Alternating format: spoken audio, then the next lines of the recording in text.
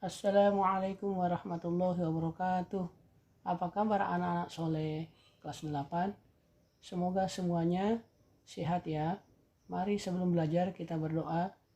Bismillahirrahmanirrahim. Oke, materi kita adalah pengaruh perkembangan ilmu dan teknologi terhadap perubahan ruang di negara ASEAN. Oke. Tujuan pembelajaran kita adalah siswa dapat mengidentifikasi perkembangan ilmu dan teknologi terhadap perubahan ruang di negara-negara ASEAN.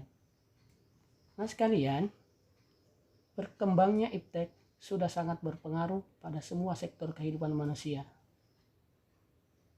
Iptek telah tumbuh membentuk kegiatan manusia untuk melakukan segala hal menjadi lebih mudah. Dalam kaitan keuangan, teknologi merubah posisi orang tentang ruang dan waktu. Nah, pada saat ini teknologi telah mampu mengikis sekat-sekat batas wilayah antar negara menjadi lebih dekat dan cepat. Kita lanjutkan ke materi selanjutnya, yaitu teknologi transportasi. Perkembangan teknologi, khususnya transportasi, dengan berkembang dengan cepatnya, hal ini juga terjadi di negara ASEAN yang memiliki wilayah yang luas. Nah, setiap negara ASEAN itu, anak sekalian, memiliki sarana transportasi yang khas. Tapi pada saat ini dibutuhkan alat transportasi yang lebih cepat karena mobilitas penduduk ASEAN juga cepat. Misalkan speedboat, monorail, dan pesawat terbang menjadi solusi terhadap masalah tersebut. Oke, kita lanjut anak sekalian. Dalam perkembangan selanjutnya, transportasi membutuhkan prasarana berupa jalan, jembatan, terminal, pelabuhan, dan bandara. Semua prasarana itu membutuhkan perubahan fungsi lahan, di mana lahan pertanian digunakan untuk membangun prasarana transportasi sehingga terjadi perubahan ruang di beberapa negara ASEAN. Sekarang kita masuk ke materi selanjutnya, kelebihan dan kekurangan transportasi air di negara ASEAN. Kita ambil contoh transportasi air ya.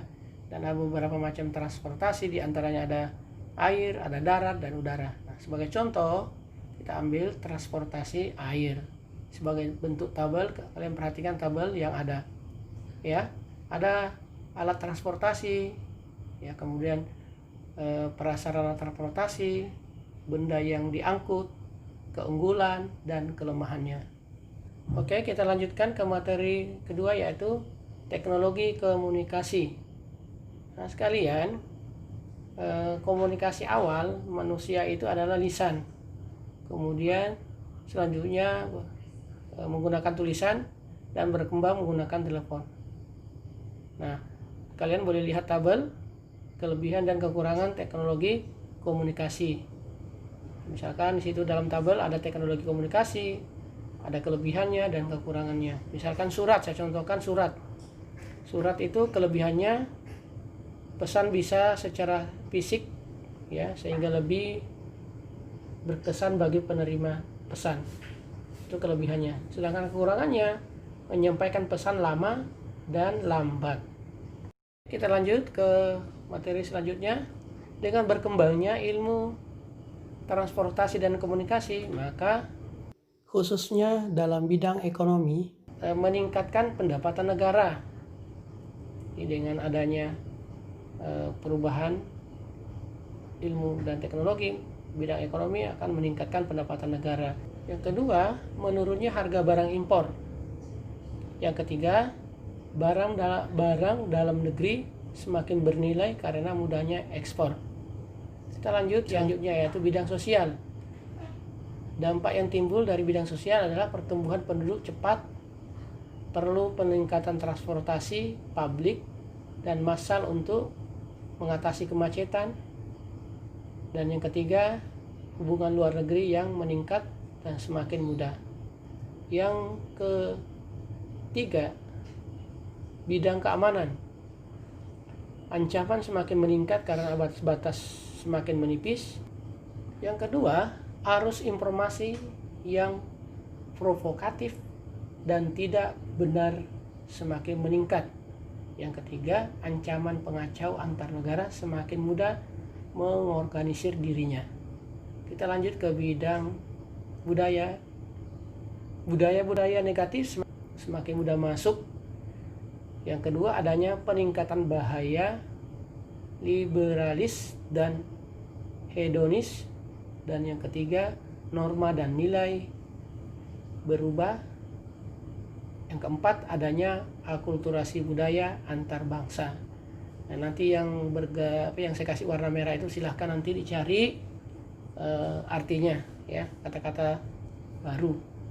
Oke, kita lanjut yang keempat, pengaruh perubahan ruang terhadap kehidupan ekonomi. Nah, perkembangan ekonomi, perkembangan ilmu dan teknologi itu berpengaruh terhadap perubahan kehidupan ekonomi masyarakat, khususnya ASEAN. Maka ASEAN pada tahun 1992 membentuk namanya AFTA, ASEAN Free Trade Area, yang dideklarasikan di Singapura.